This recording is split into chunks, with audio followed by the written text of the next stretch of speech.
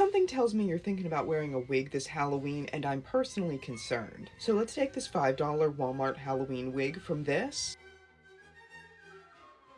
to this.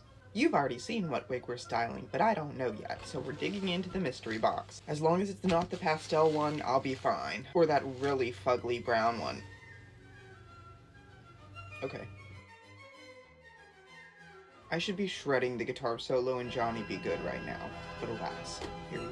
I am on so much cold medication that I can feel my thoughts moving. Have you ever guys had that? I'm pinning her down real good on our wig stand. Please have some sort of wig stand, even if it's just a foam head. Yank! Trusty old paddle brush, and baby, we're brushing. Oh, baby, are we about to be brushing? You know when your mom used to get you in the bath? She'd start brushing your hair with such fervor that you could feel it in your toes. That's what we're doing to this wig. We needed the big guns today, so I pulled out the fabric steamer. Good old trusty old fabric steamer, and we're gonna start steaming this wig, and it's gonna start shrinking the wig. We don't need the fabric steamer for the water, we need it for the heat. The plastic of the hair is gonna start to become much more malleable, and we're gonna have an easier time straightening out these curls. This isn't entirely necessary, like you could just go in with a straightener like we're going to in a minute, but the fabric steamer just makes your job a little bit easier.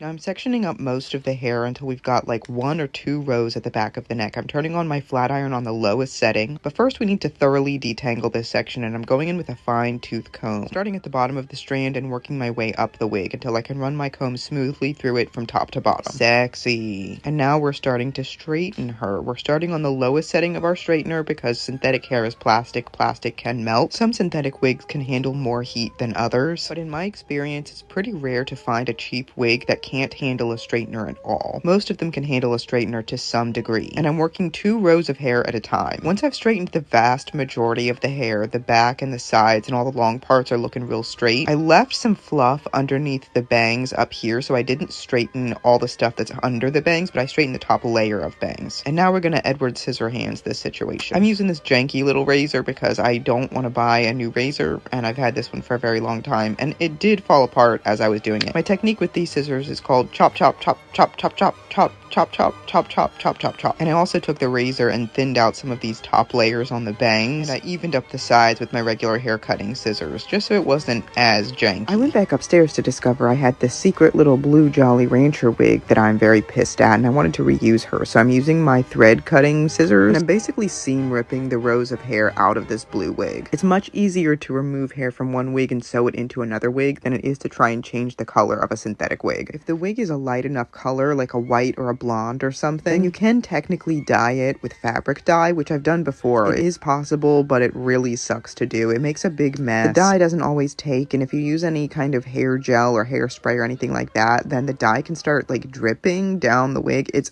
listen, if you have the option to just sew in hair from another wig, that is what I would recommend. So I'm straightening this hair. For the blue along the bangs, I removed some pieces from the blue wig that were shorter, and then I'm using these longer pieces for like that side area. The colors are looking all right, but the shape is still a little bit crazy. Please don't pay any attention to the scissors I'm using. I'm so sick. I don't know what I was thinking, but these were the scissors that were beside me, so these were the ones I was using, all right? Once I fixed the shape of that blue a little bit, then I started going in with my curling iron. I bumped these bangs under a little bit, and I also wanted to do some face framing little flicky outy pieces. You know what I'm talking about. I took my curling iron and curled these little bits outwards. I bumped these bangs under just a smidge. Let me know if you have any questions, darling, and Godspeed.